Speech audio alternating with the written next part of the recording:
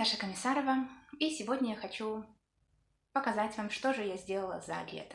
Это, наверное, будет первое видео за этот год с моими готовыми работами. У меня их немного, но есть несколько, я вам их покажу, и может воодушевлю вас на что-то интересное. Начну я с нескольких работ, которые я сделала еще в начале года. Это была весна, наверное, или даже зима, то есть это был февраль-март. Некоторым даже уже успели поносить. Может, кому-то в преддверии зимы сейчас это как раз пригодится, и та информация, которую я еще расскажу, будет полезна. Итак, первая работа – это вот такая вот шапочка. Она слишком ярко передается у вас на экране.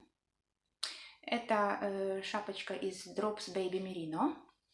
Она... Я считаю, что это не очень удачная моя шапочка. В принципе, это 4-й раз, что я делаю шапку из Drops Baby Merino. И, к сожалению, таких проблем у меня не было ни с одной из них. Все началось с того, что я купила круговые спицы маленького размера с налески 40 сантиметров. Как всегда, я сделала подклад на спицах 2,5. То есть, когда я шапку внутреннюю связала, мне уже показалось, что слишком как-то рыхло. Но когда я постирала, этот меринос разлезся просто настолько, что этот внутренний слой, внутренняя шапочка была большая даже вне. Мне пришлось полностью все распустить и полностью все перевязать на спицах 2 мм. Подозреваю, что на круговых спицах у меня плотность просто ниже, я вижу более рыхло. И из-за этого из-за этого так получилось. Но перевязала. Полотно неплохое получилось. Размер такой, какой мне нужен. В верхней части то же самое получилось.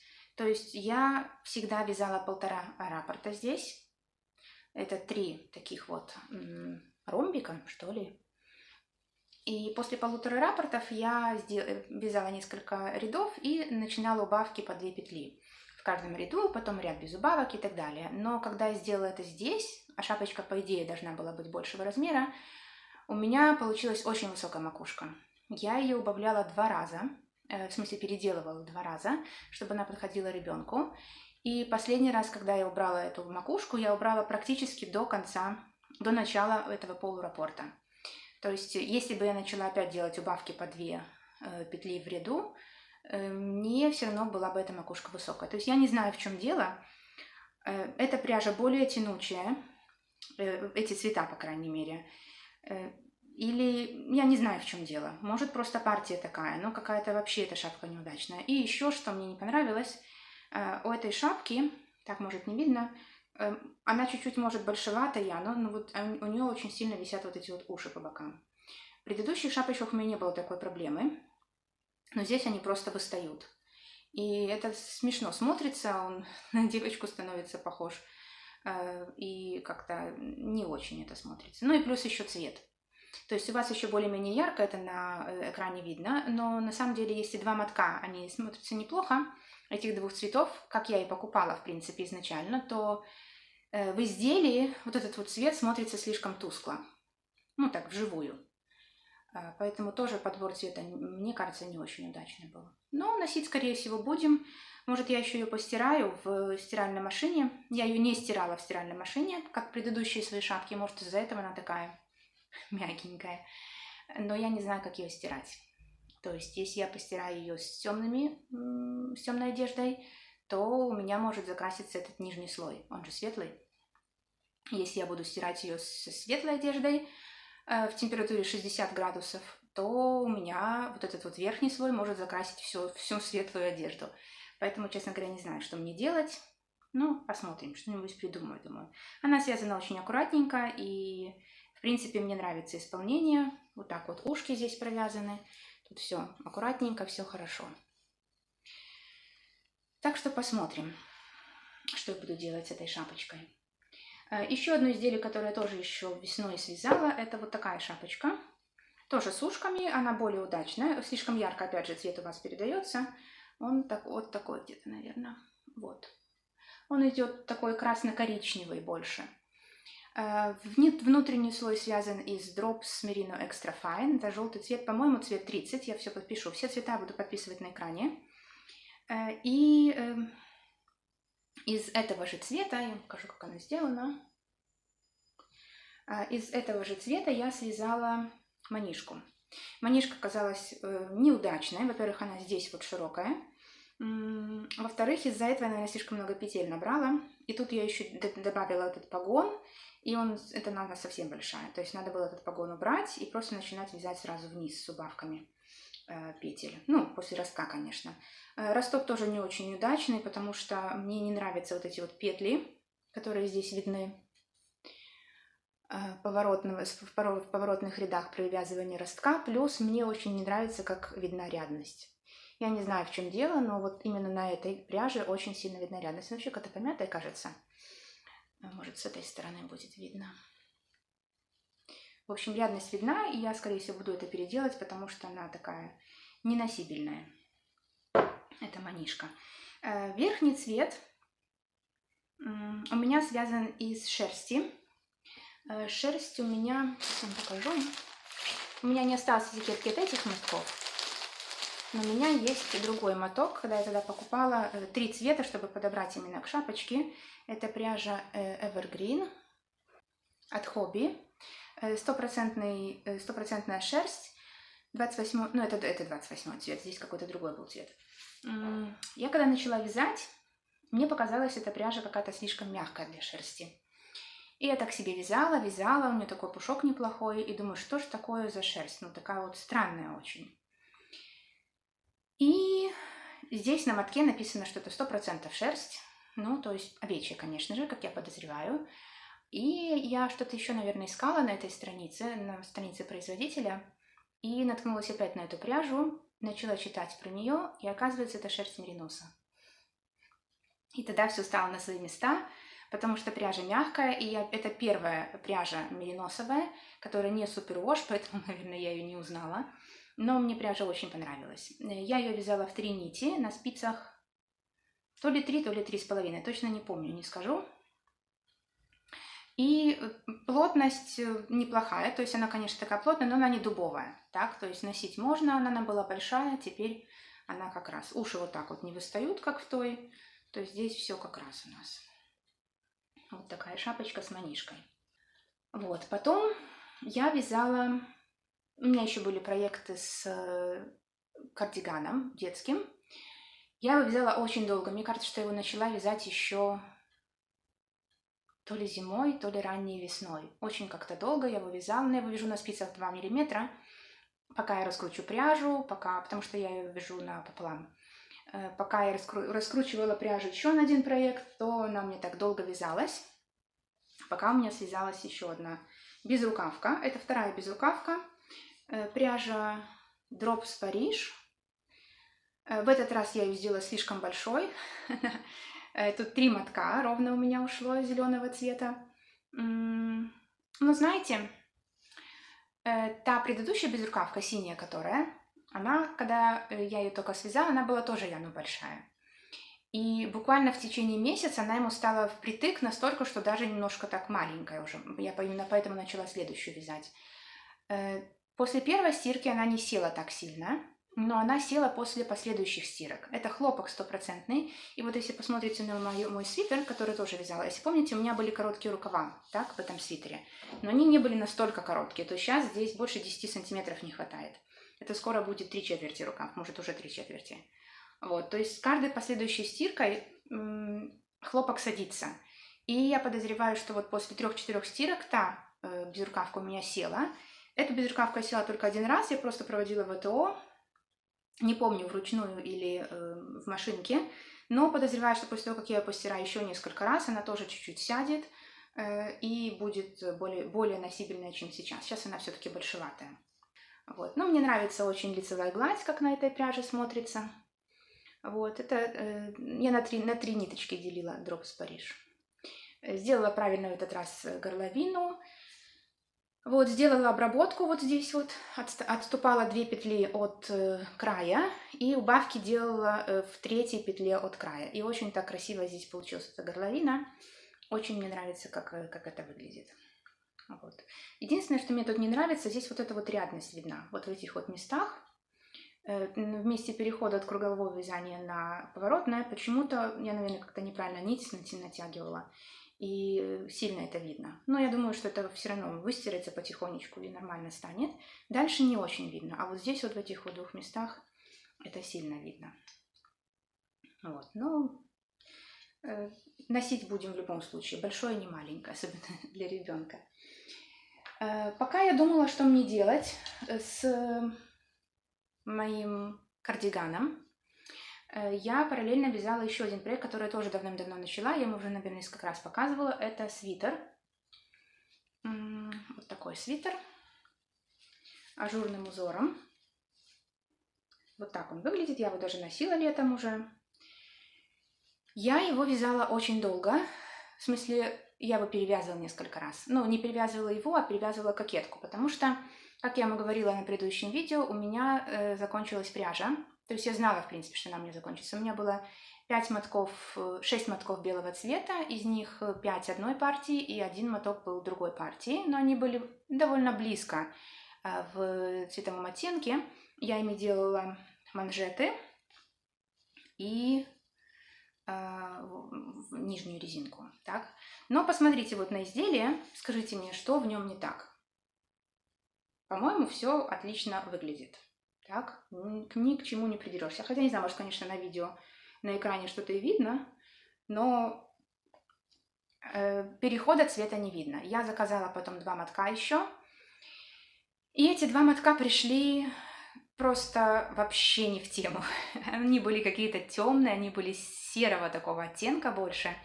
И когда я начала вязать просто дальше, видно, ну, они были очень видны. Вот этот вот переход, это был очень виден.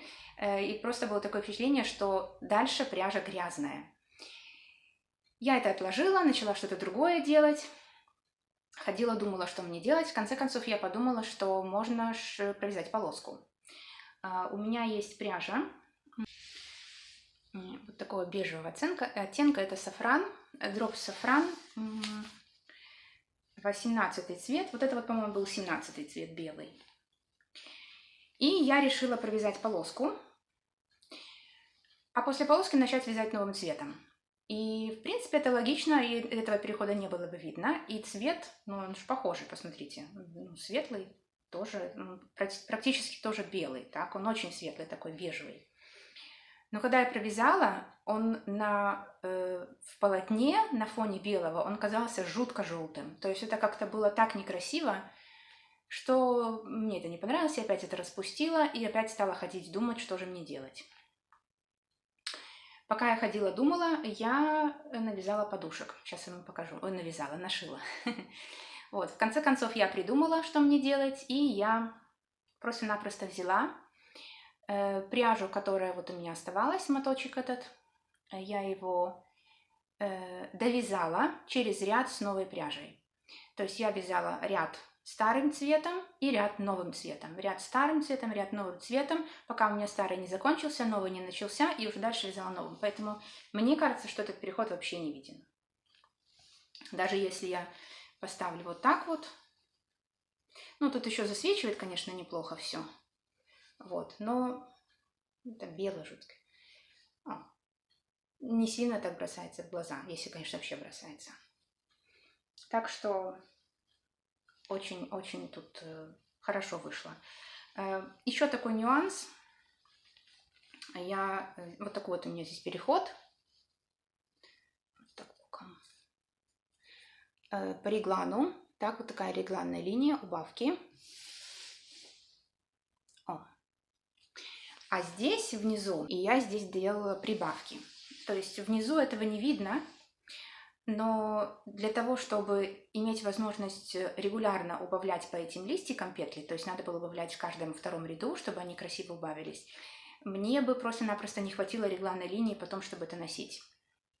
И поэтому именно под мышками, пока этого не видно сильно, я делала прибавки. Там немного прибавок, там, наверное, ну не знаю, штуки 4, может 5 максимум. Вот, но пришлось мне это сделать. Я просто уже знала, что надо сделать, потому что это был мой третий, можно сказать, перевяз. Потому что я распустила практически до место соединения с рукавами.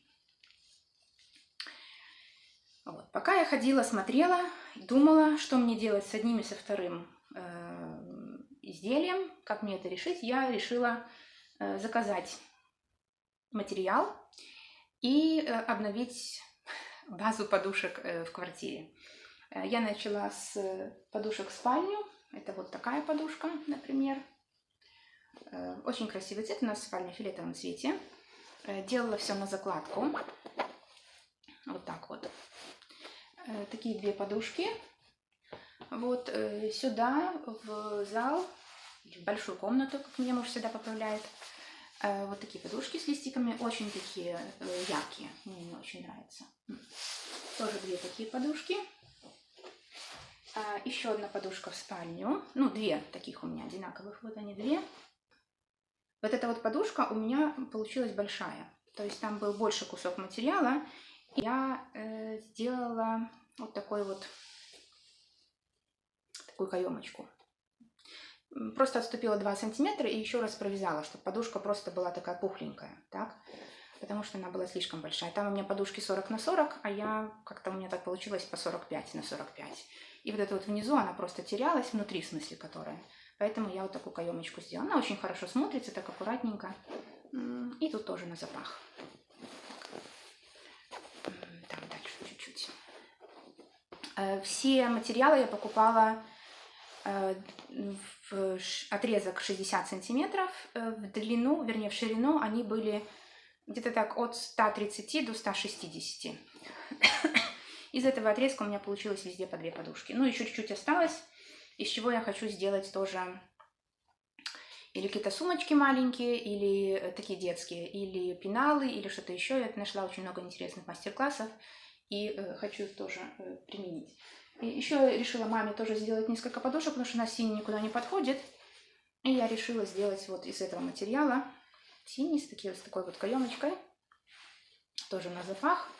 Но Ян, когда их увидел, он сказал, что там материал очень красивый, он их никому не отдаст. Вот, поэтому он в своем кресле будет их держать. Ну ладно, пусть ему останутся. Поэтому маме я уже делаю из такого же материала, только красного. Я ее не вдевала, она вот недавно сделана. Тоже с каемочкой. Вот. И тогда их уже маме передам.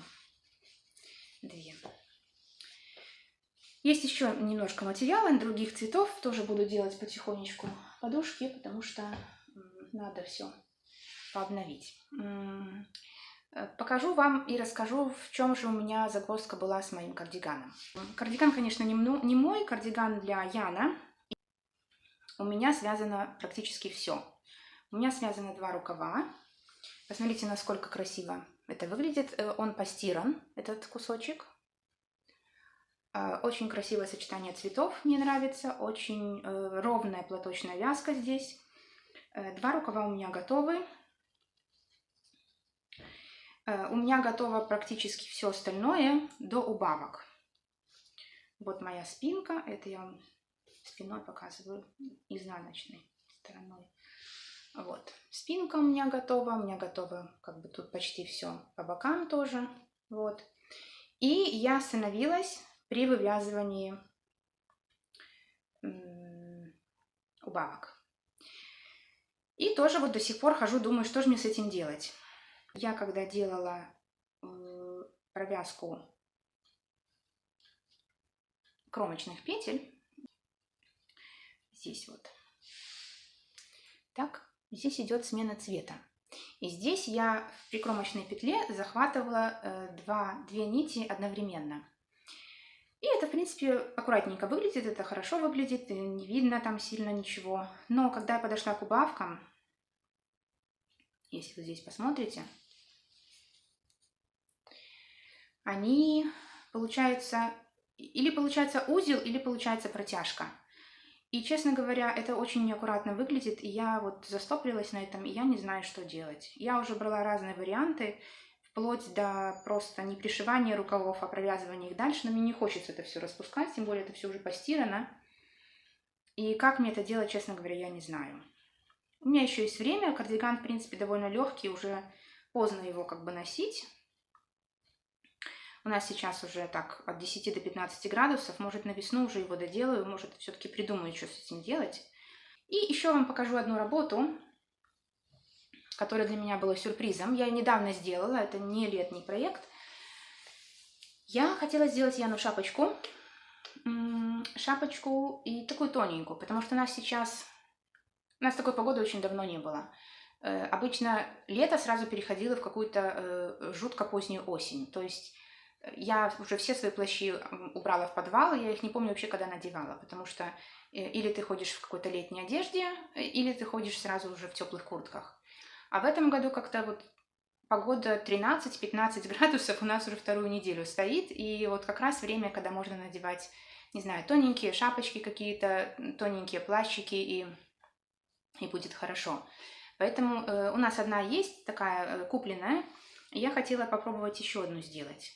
Вот, и вот такая вот шапочка у меня получилась. Она у вас чуть-чуть ярче, она более темная. Это пряжа фирмы Камарозы. И это 100% хлопок.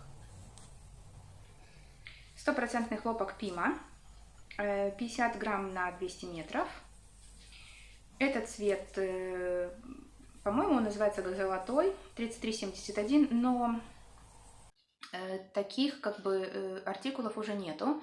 Я знаю, что эта фирма перешла на органический хлопок. И сейчас вот это вот, я это купила как раз в распродаже, когда вот этот вот старый хлопок распродавался. В хорошей цене его купила, просто попробовать. Я люблю очень хлопок, больше, чем шерсть. И у нас, в принципе, такая зима, что шерсть особо и не надо носить. Хлопка очень, в принципе, хватает. Я хотела попробовать. Но когда я получила эти мотки, я заказала тогда по 5 мотков вот такого цвета и такого голубого. И, в принципе, это еще неплохо, но вот этот вот в этом цвете я очень разочаровалась. Он таком при взгляде на моток, он совсем не золотой, как они утверждают. Я проверяла все эти цвета на Ravelry, и там тоже в зависимости от цвета был разный оттенок этой пряжи. Но решила попробовать. Сейчас у нас была тоже вот именно уже на новые артикулы, эти органические этого хлопка, распродажа, минус 20%. И я хотела попробовать, стоит ли такой покупать вообще или нет. Потому что это хлопок Пима, я его давно хотела попробовать. Это считается самый такой качественный хлопок, мягкий, который не дает усадку, который не линяет, не пушится сильно. В общем, он из Перу поставляется. И, как я говорю, это очень-очень хороший считается хлопок. Я всегда хотела попробовать. Попробовала. Я начала вязать из этого мотка, потому что, говорю, мне он не понравился цвет. Мне не понравилась какая-то странная скрутка у него. Там 2 нити скрученные. Я начала вязать резинку 2 на 2 в шапочке. И что мне тоже очень не понравилось. Очень некрасивая резинка выходила, какая-то неровная. А неровно она выходила потому, что тут нить неровная, она неравномерная, есть утолщение, есть где-то потоньше. И поэтому в резинке это видно, это не очень красиво. Может, конечно, на резинке 1-1 это бы лучше выглядело, но я начала вязать резинку 2 на 2. Потом я вспомнила, что ведь это хлопок, резинка-то держаться особо не будет. Вот, распустила это и начала вязать уже, думаю, ладно, свяжу лицевой гладью, посмотрю, может, она хоть будет нормально выглядеть. Потому что те изделия на Ravelry, которые были сделаны вот из этой пряжи, они там были связаны, некоторые даже на 3,25, тут советуют 2,5 и 3 мм, но там гладь просто была идеальная, поэтому решила посмотреть, что же будет в глади. И вы знаете, мне так это понравилось, то есть эта гладь, она настолько ровная, она настолько, красивая, я вязала на двоечке.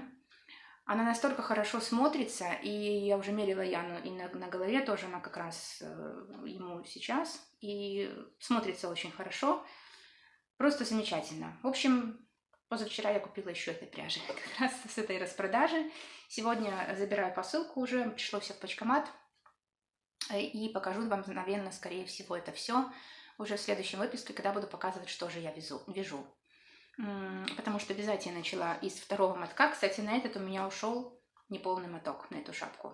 Вот. Из остального мотка я довязала снуд я начала вязать, и второй моток, так что думаю, что расход здесь будет очень хороший. Вот, что мне еще вяжется? У меня почти связан уже свитер. Он у меня тоже второй раз уже переделан, горловину у меня уже был связан. Но я вам опять же покажу его, может уже даже как готовая работа. Ну и покажу, что мне будет еще вязаться, потому что у меня в планах еще несколько свитеров. Мы, оказывается, из всего выросли. Я была уверена, что у меня запас свитеров до конца года для Яна, но нет, все уже маленькое, надо все вязать по-новому. Вот, еще мне надо сделать несколько шапочек, и я хочу научиться вязать носки. Я купила носочную пряжу, я купила блокаторы, и буду пробовать вязать это. Так что покажу вам все в следующий раз. Думаю, что через пару недель я сделаю такое видео. А сейчас спасибо за внимание и до новых встреч!